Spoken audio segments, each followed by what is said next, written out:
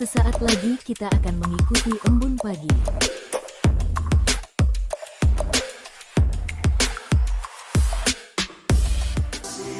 Kasihnya setiap hari seperti embun pagi, sejukkan hati.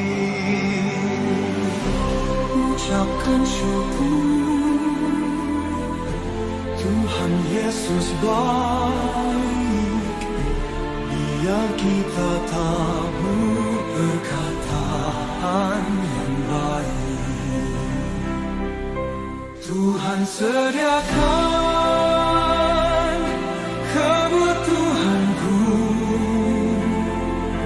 Dia akan cukupkan semua yang ku perlu. Dia sembuhkan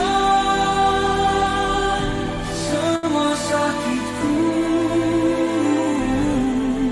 berikan damai sejahtera yang lampaui akalku. Tuhan buka jalan, pimpin semua langkahku. Dia tiang awan dan tiang apiku. 2 Tawarik pasal 2. Salomo memerintahkan untuk mendirikan suatu rumah bagi nama Tuhan dan suatu istana kerajaan bagi dirinya sendiri. Dan Salomo mengerahkan 70.000 kuli, 80.000 tukang pahat di pegunungan, dan 3.600 mandor untuk mengawasi mereka itu. Lalu Salomo mengutus orang kepada Huram, raja negeri Tirus, dengan pesan, "Perbuatlah terhadap aku seperti yang kau perbuat terhadap ayahku, Daud, ketika engkau mengirim kayu aras kepadanya, sehingga ia dapat mendirikan baginya suatu istana untuk tinggal di situ. Ketahuilah, aku hendak mendirikan sebuah rumah bagi nama Tuhan, Allahku, untuk menguduskannya bagi Dia, supaya di hadapannya dibakar ukupan dari wangi-wangian. Tetap diatur roti sajian, dan dipersembahkan korban bakaran pada waktu pagi dan pada waktu petang, pada hari-hari Sabat dan bulan-bulan baru, dan pada perayaan-perayaan yang ditetapkan Tuhan, Allah kami.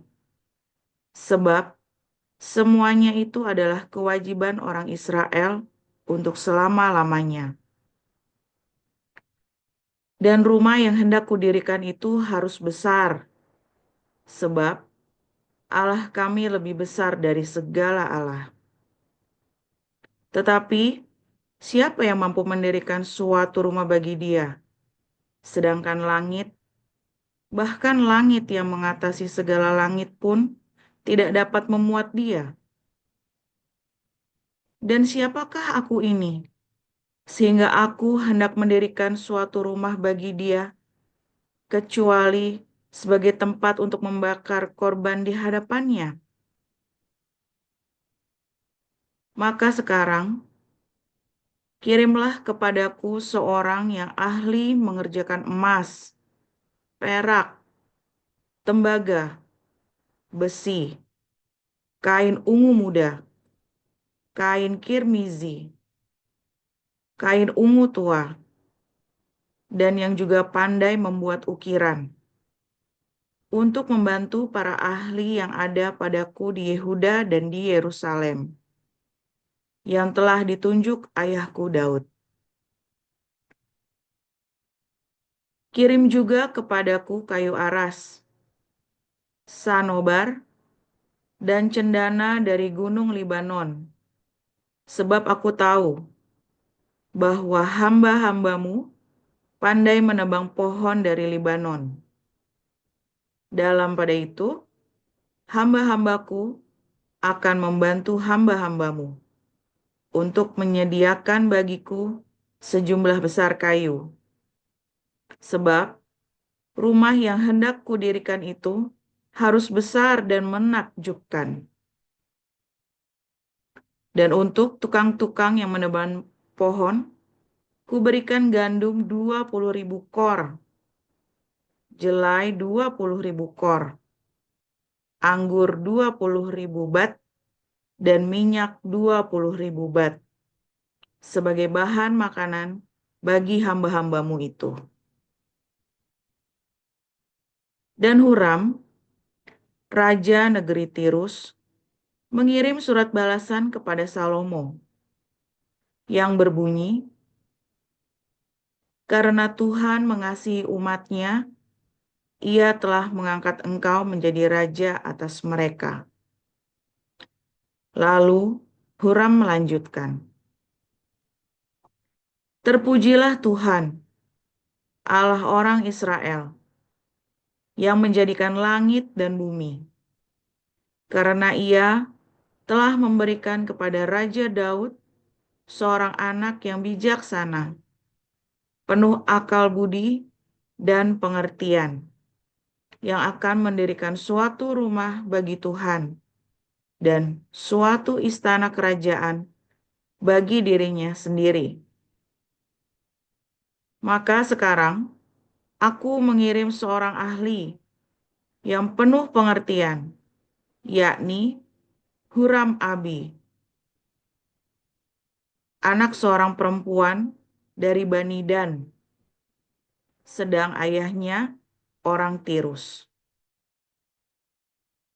Ia pandai mengerjakan emas, perak, tembaga, besi, batu, kayu, kain ungu muda, kain ungu tua, lenan halus, dan kain kirmizi.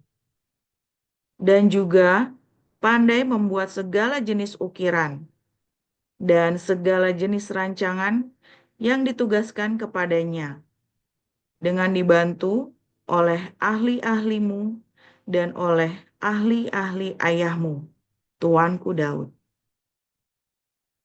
Baiklah, sekarang tuanku kirim kepada hamba-hamba tuanku gandum dan jelai, minyak dan anggur yang telah tuanku sebutkan itu. Dan kami akan menebang kayu dari gunung Libanon sebanyak engkau perlukan, dan membawanya kepadamu dengan rakit-rakit melalui laut sampai ke Yafo, dan engkau dapat mengangkutnya ke Yerusalem." Lalu Salomo menghitung semua orang asing yang laki-laki yang ada di negeri Israel, sama seperti yang pernah dilakukan Daud ayahnya. Maka terdapatlah 153.600 orang. Dan dari antara mereka 70.000 orang dijadikannya kuli, 80.000 orang tukang pahat di pegunungan, dan 3.600 orang mandor yang harus menyuruh orang-orang itu bekerja. Demikian firman Tuhan. Lukas 12 ayat 1 sampai dengan 5-9. Sementara itu, beribu-ribu orang banyak telah berkerumun sehingga mereka berdesak-desakan.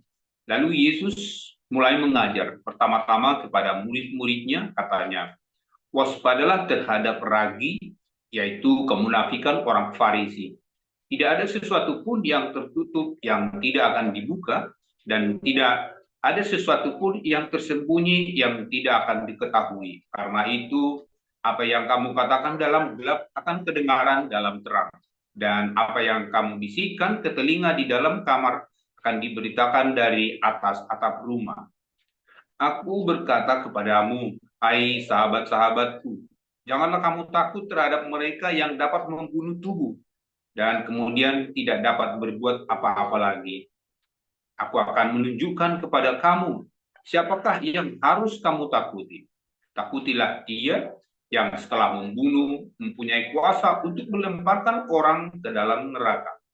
Sesungguhnya aku berkata kepadamu, takutilah dia. Bukankah burung pipit dijual 5 ekor 2 duit?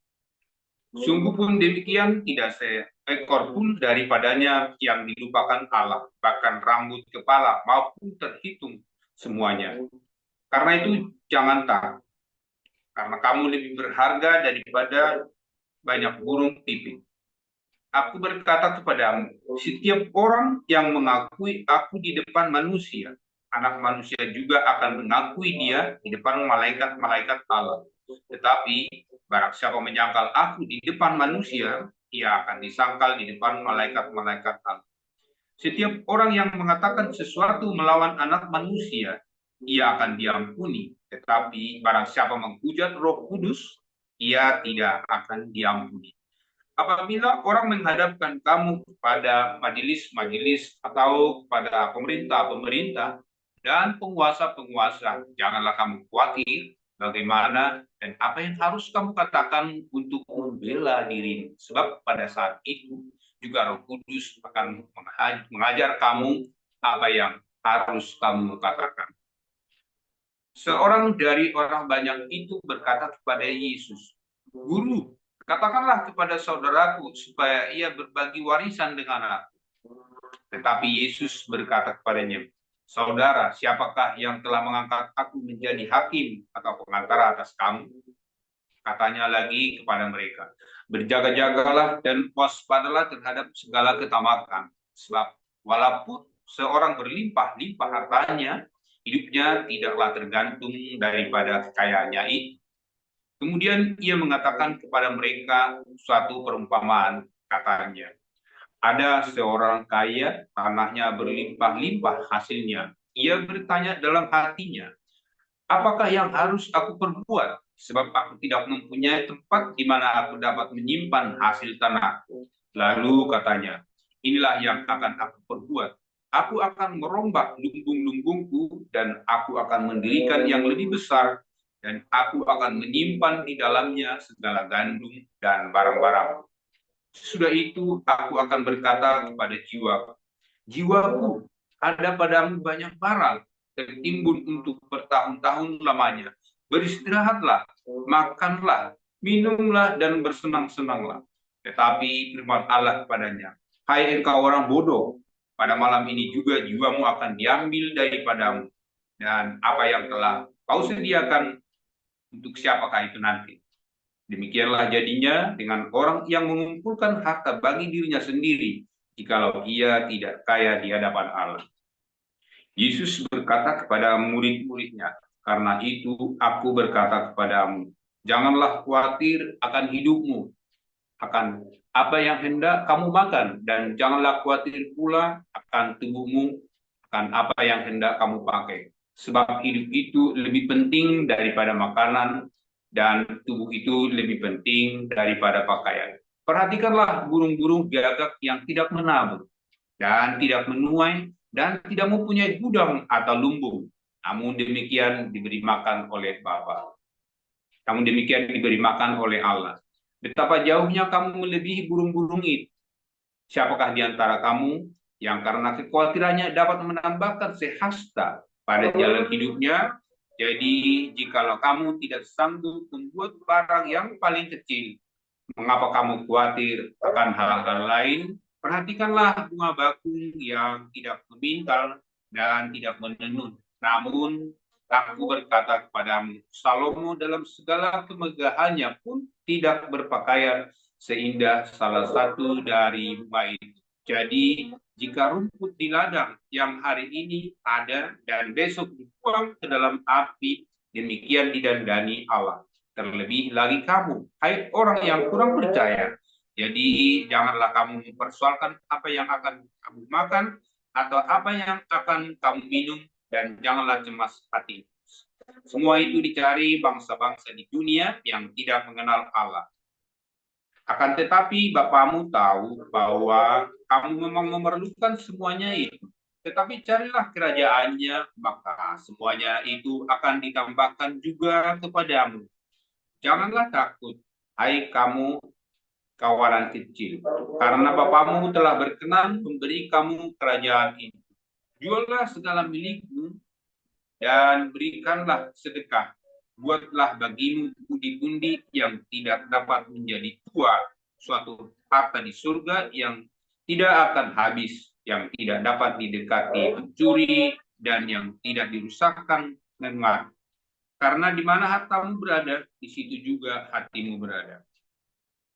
Hendaklah pinggangmu tetap berikat dan pelitamu tetap menyala, dan hendaklah kamu sama seperti orang-orang yang menanti-nantikan tuannya yang pulang dari perkawinan, supaya jika ia datang dan mengetok pintu, segera dibuka pintu baginya.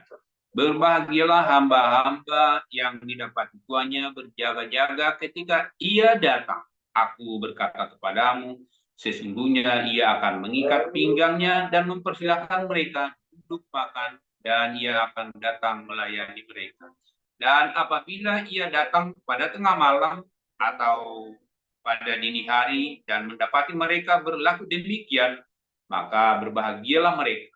Tetapi ketahuilah ini, jika tuan rumah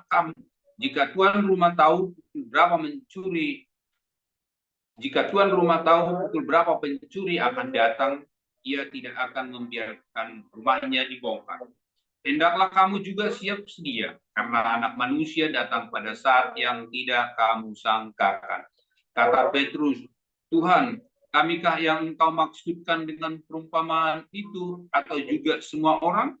Jawab Tuhan, jadi siapakah pengurus rumah yang setia dan bijaksana yang akan diangkat oleh tuannya menjadi kepala atas semua hambanya untuk memberikan makanan kepada mereka pada waktunya?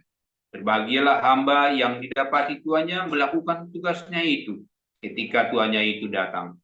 Aku berkata kepadamu, sesungguhnya tuannya itu akan mengangkat dia menjadi pengawas segala miliknya. Kan tetapi, jikalau hamba itu jahat dan berkata di dalam hatinya, Tuanku tidak datang-datang, lalu ia mulai memukul hamba-hamba laki-laki dan hamba-hamba perempuan, dan makan minum dan mabuk, maka Tuhan hamba itu akan datang pada hari yang tidak disangka.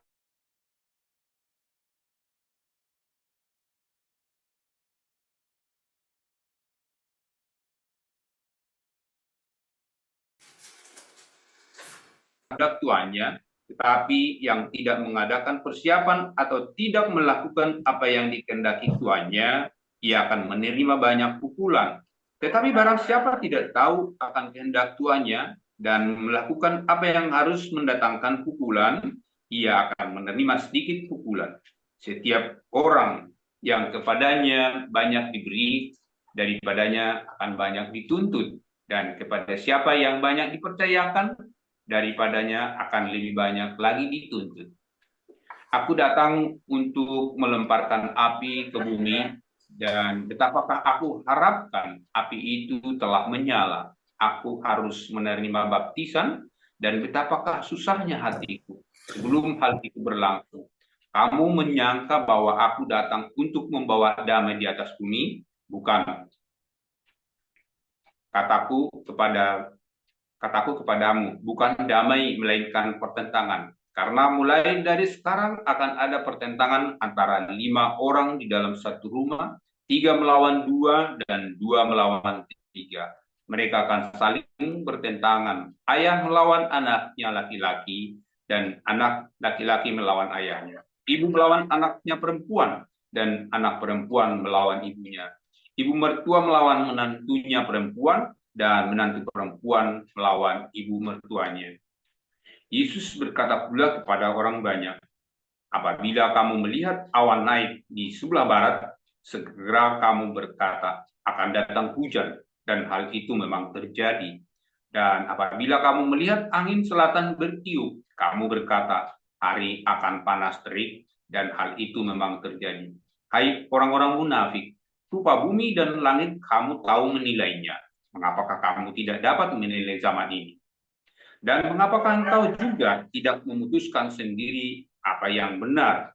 Sebab jikalau engkau dengan lawanmu pergi menghadap pemerintah, berusahalah berdamai dengan dia selama di tengah jalan, supaya jangan engkau diseretnya kepada hakim, dan hakim menyerahkan engkau kepada pembantunya, dan pembantu itu melemparkan engkau ke dalam penjara.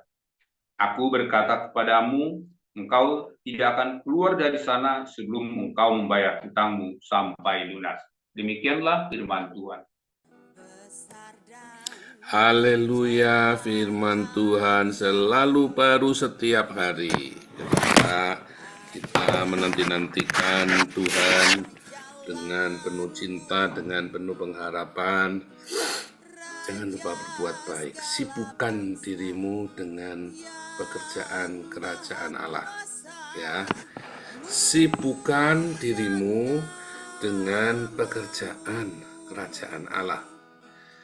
Wah Pak, bahan makanan lagi kurang. Justru di dalam kekurangan, kamu punya banyak kesempatan untuk melakukan kesibukan kerajaan Allah. Apa kesibukan Anda setiap hari, saudara? Bukan memecah perawan, ngawur pikiran jorok pagi-pagi kamu. Bukan memecah perawan. Kalau itu si Ono kesibuknya memecah perawan.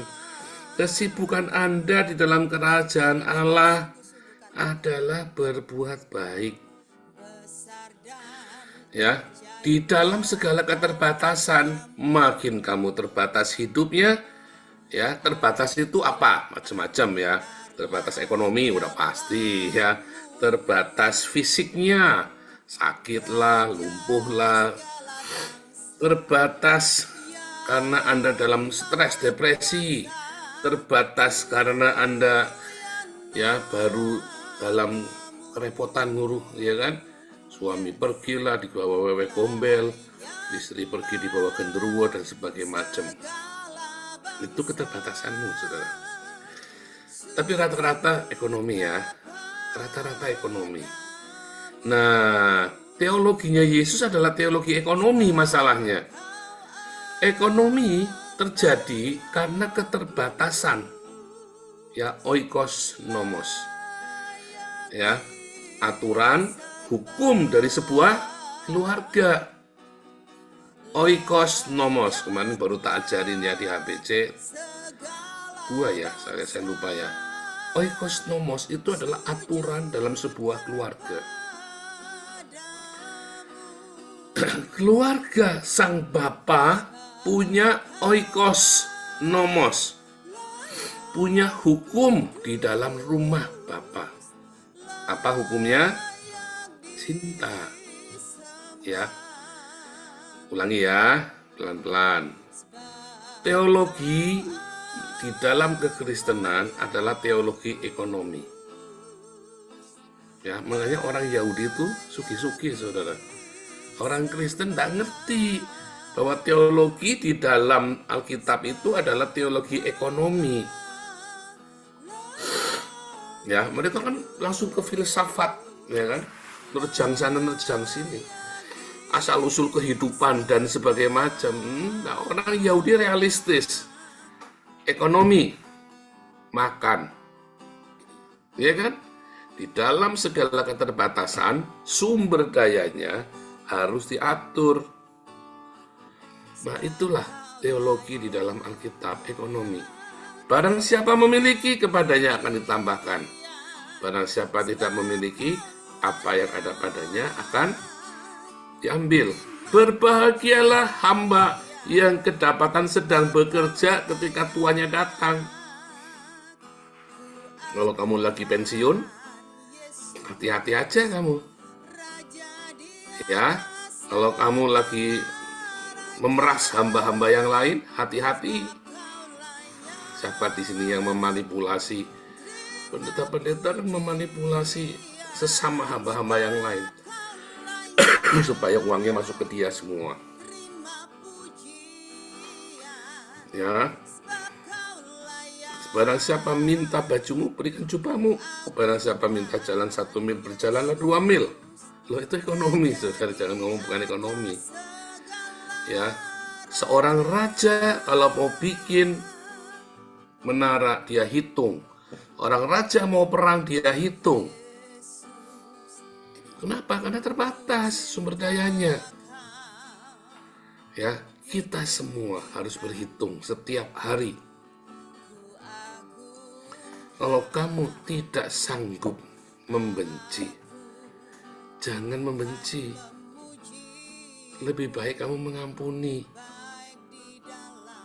Ya kan? Kamu hitung kerugianmu kalau kamu membenci dan kalau kamu mengampuni. Hitung kerugiannya, saudara. Memang kita ingin ya gregetan kalau ngeliat orang jahat. Coba kamu sibukkan dirimu dengan membalas dia. Habis waktumu, saudara. Ya kan? Habis waktumu. Untuk energinya dipakai buat mikirkan bagaimana ngalahkan dia. Ya kan? Coba kalau kamu, walaupun kamu diperkosa loh, saudara, tapi kamu tiap hari kamu putar pikirannya ya. Bagaimana cara balas, bagaimana.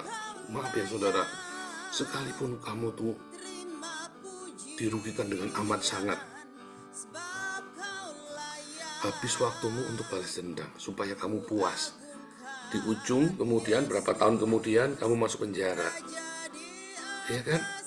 Seorang suami istrinya selingkuh, dia tiap hari mikir ya caranya, das dibunuhlah si selingkuhannya sama istrinya juga.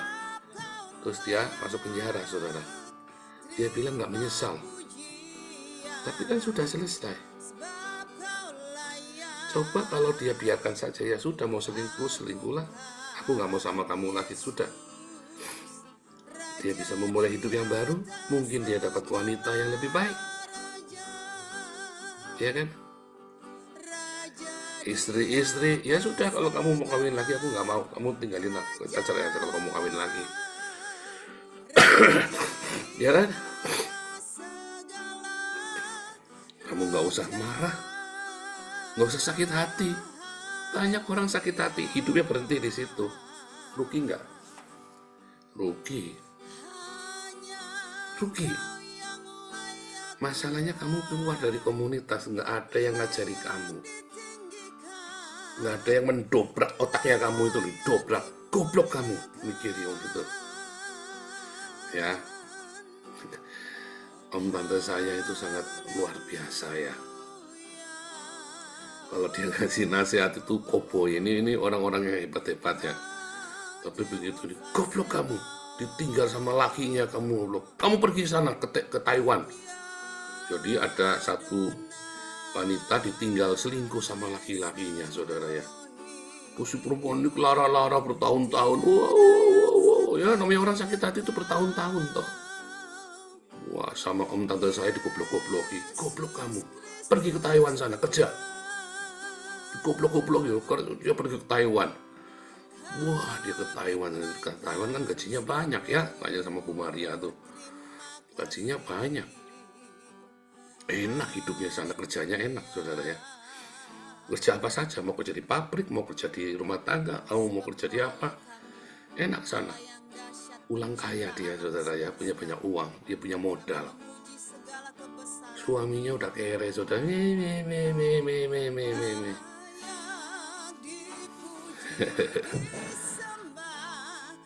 Ya saya nggak tahu seterusnya gimana ya. Tetapi yang paling penting, dia tidak mau meratap dengan penderitaannya dia. Goblok-gobloki, soalnya saudara, goblok kamu, kan kamu rugi berkali-kali. Nah, iblis maunya pencuri datang untuk mencuri, membunuh, membinasakan. Yesus ajari kita untuk berhitung setiap hari. Loh, siapa bilang kita nggak disuruh berhitung? Ikut Tuhan harus dihitung, saudara. Karena siapa ikut aku, dia harus benci sama bapaknya, ibunya, anak ya. Harus hitung, kamu sanggup nggak? Barang siapa mengasihi bapak ibunya, apapun yang kamu tinggalkan karena mengikut aku, kamu akan terima 100 kali lipat. Loh, itu teologi ekonomi, saudara. Oikos nomos, hukum di dalam rumah tangga ya Tuhan Yesus. Salomo dalam segala kemegahannya tidak berpakaian seindah bunga bakung. Dihitung, saudara. Wajan, begitu rumahnya megah dibilang tidak seindah bunga bakung. Aduh, Anda belum tahu Keukenhof. Anda ke Belanda. Ya, modal tiket saja, nanti tinggalnya di Pastori, saudara. Ngomong sama saya. Nanti ke Keukenhof, ya. Datangnya itu bulan Maret, April. Aduh, macam surga, saudara. Anda macam jalan di Taman Eden itu, saudara. Indah sekali, apalagi kalau Anda suka keindahan, ya. Kalau Anda yang koleri kan masa bodoh, ya. Tapi kalau Anda melankolis, sanguin begitu, yang romantis-romantis, waduh, seneng tuh, saudara. Ya, saudara, ya. Saudara, hidup ini, rumah tangga kerajaan surga itu adalah sebuah aturan cinta, saudara. Dan kamu harus hitung. Tapi sebenarnya tak kasih tahu Anda ya, mencintai itu tetap lebih untung daripada kamu membenci. Pencuri datang untuk mencuri, membunuh, dan membinasakan. Nah, Anda, kesibukan seorang anggota kerajaan Allah adalah untuk memenuhi panggilan cinta, mengerjakan panggilan cinta itu, bekerja dalam kerajaan Allah. Masa Pak, saya ini kan cuman tukang kemasan, itu cuman ininya saja, cuman title saja, saudara. Pas saya ini kan cuman office boy, itu cuman title saja, jabatan. Tapi ini kan kerja kan. Pas saya ini direktur, saya kerjanya apalah, susah kamu kalau direktur, saudara. Makin tinggi jabatanmu, makin banyak hartamu, makin susah kamu kerja di ladangnya Tuhan. Kamu pikir kerja di ladangnya Tuhan itu kamu kayak saya teriak-teriak, nisui wong Islam sama ini, saudara, memberitakan Injil begitu di jalan-jalan. Bukan. Ya, itu banyak teologi. Aduh, kita ini banyak harus membereskan teologi-teologi yang keliru dalam otakmu, saudara. Saya kerja di ladangnya Tuhan, jadi WL. Bukan. Ya. Jadi WL itu bukan kerja di ladang Tuhan. Salah. Ya itu, aduh. Saya ini membereskan banyak sekali. Makanya kita ditinggal sama orang Indonesia di Denmark, memang sengaja tak usir, saudara ya. Kamu jangan melayani lagi. Jangan. Konsepmu melayani itu beda dengan kita. Kamu melayani itu show. Dung-breng, Sarimi pergi ke pasar. Dung-breng. Nah, itu melayani itu, saudara. Definisinya mereka melayani. Kan on, saudara. Melayani itu kalau kamu jebrek, gubrak, kamu tetap bilang, aku mengasihi kamu. Aku komitmen. Aku tetap di dalam segala suka dan duka. Aku tetap melayani. Itu melayani. Itu bekerja di ladang Tuhan. Gubrak, mutung, saudara, pergi. Nah, kamu tidak bekerja di ladang Tuhan. Beda ya. Beda kan? Beda. Konsepmu melayani beda, saudara. Berbahagialah orang yang didapati Tuhannya sedang bekerja ketika Tuhan itu datang. Makanya semakin kamu hidupnya mewah, makin megah, makin sulit kamu bekerja di ladangnya Tuhan. Kedudukanmu makin tinggi, kamu sulit, saudara. Sulit. Kamu kan seorang direktur. Kamu tidak mungkin tiap hari ada di rumahnya pemulung, kan? Kamu kan sibuk sekali. Ya kan? Makin kaya, makin orang punya uang, makin sulit dia melayani di ladang Tuhan. Makin Anda kekurangan secara ekonomi, ya, makin rendah level sosialmu. Kamu sangat dekat dengan kerajaan surga. Itu fakta. Jangan ngomong enggak, saudara. Itu fakta. Karena makin kamu punya banyak waktu. Besok kamu tanya Pak SK, Pak, Ayo Pak, diajak besok. Aduh, yang mumet saudara. Aku tak kirim uang aja deh. Bener gak? Kamu tanya nih sama dulu Bu Manto itu ya. Bu Manto besok yuk. Ya susah, Bu Manto suruh besok saudara. Ya, itu benar. Jangan ngomong enggak. Kita cerita realita. Waktu saya kerja, saya jadi direktur. Saya sudah nggak punya waktu lagi. Jangankan buat Tuhan, buat yang aneh-aneh, buat orang lain. Lalu buat anaknya saya saja, saya kerja, hari Minggu kerja, anak saya tak ajak kerja loh, sampai ke Bandung suruh tengok customer. Ya udah, anak istri saya tak ajak naik mobil ke Bandung. Makin kamu sibuk, makin kamu punya uang banyak, makin sulit kamu melayani di ladang Tuhan. Ladangnya Tuhan loh, bukan ladangmu. Bukan di gereja makin gampang, kamu punya duit mau apa aja tinggal mancal.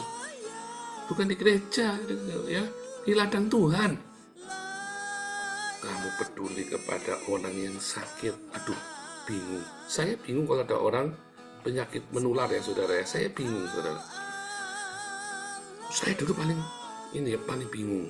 Karena dulu saya itu kalau megang sesuatu kayak OCD ya Mbak ya namanya ya.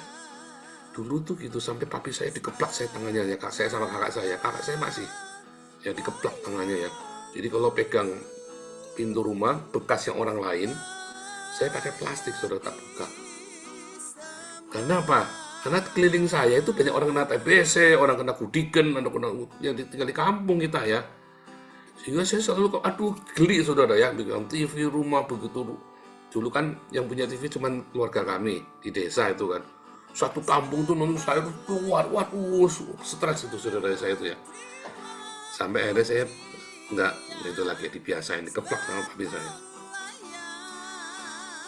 Banyak orang ya nggak bisa ngasih perhatian karena makan penyakit OCD ini penyakit orang kebersihan ya, terlalu bersih, terlalu higienis, terlalu privacy dia soalnya. Orang-orang ini punya privacy karena dia nggak lapar. Tapi kalau orang lapar, dia sudah nggak mikir privacy, tabrak saudara. Anda punya banyak waktu di jalan melihat dan menolong sesama. Itulah ekonomi kerajaan surga, aturannya. Anda punya banyak kesempatan untuk Anda bisa berbagi cinta dengan sesama. Untuk Anda bergesekan dan mengampuni. Kalau Anda kaya, Anda urusan polisi, ada segala macam, panggil polisi, bayar aja saudara. Apalagi di Indonesia gampang bayar polisi. Gegeran sama siapa ya, dulu saya kalau gegeran sama siapa juga ya. Bang, udah begitu abang saya kirim iPad 1, kirim laptop 1, kelar itu masalah saya. Beneran saudara ya, makin kita banyak uang, makin pusing. Tetapi ekonomi kerajaan Allah ngajari kita. Itu di Eropa pun sama saja. Ya, makin kamu punya uang banyak, kamu makin sulit berinteraksi dengan orang lain. Tapi yang celakanya kamu udah miskin, udah ini kamu nggak mau berinteraksi dengan orang lain, ya repot juga saudara. Juga repot juga. Makanya belajar. Ya, Salomo dalam segala kemegahannya tidak berpakaian seindah bunga bakung di ladang. Di ladang bunga, ya, yang hari ini ada besok dibuang, layu. Artinya segala kemegahan itu nggak bisa membuat kamu eksis dalam kerajaan Allah. Yang membuat kamu bisa eksis dalam kerajaan Allah ketika kamu bekerja, ya, bekerja di ladang Tuhan, melayani satu sama lain, gesekan, memberikan perhatian, tetap konsisten, tetap care, mengasihi, mengampuni, memberkati, peduli, bersedekah. Loh, itu sibuknya kita saudara. Anda tiap hari kerja naik motor. Kalau Anda pergi naik Mercedes-Benz, pakai mobil mewah, susah. Mau naik Ferrari apalagi, buka jendelanya gimana saudara? Kecil sekali, terus Anda bawa nasi bungkus banyak begitu di belakang. Kalau naik motor kan tinggal taruh tengah, naik ke trotoar dikit dibagi. Enak kan? Ya kan? Lebih mudah kan sebenarnya kan? Pak, tapi saya miskin Pak. Nah, justru di dalam kemiskinanmu itulah nilainya lebih besar. Di dalam kemiskinan itulah nilainya lebih besar, saudara. Melayani yang lebih besar itu di dalam kesusahanmu, bukan di dalam kesenanganmu. Melayani itu di dalam penderitaan kita, di dalam kesusahan kita. Ketika kita dalam tekanan, justru kamu melayani. Ketika kamu di dalam tekanan yang luar biasa, dalam kemiskinan yang luar biasa, tidak mungkin kamu tidak bisa berbagi. Kecuali mentalmu kere. Nah, biasakan berbagi walaupun kamu miskin. Tiba-tiba Tuhan akan lipat gandakan. Kamu jangan nggak percaya saya, ini sudah rumus internasional. Rumus dari zaman ke zaman ribuan tahun. Di dalam kesusahanmu, berbagilah. Dan berbagi itu jangan yang barang bulukan, yang baik. Ya, berbagilah. Tuhan akan melipat gandakan itu semua. Dalam waktu berbagi dalam nama Yesus, berbagi makanan dibagi, ya, itulah ekonomi kerajaan Allah, berbagi, berlipat gandaan. Tuhan Yesus memberkati.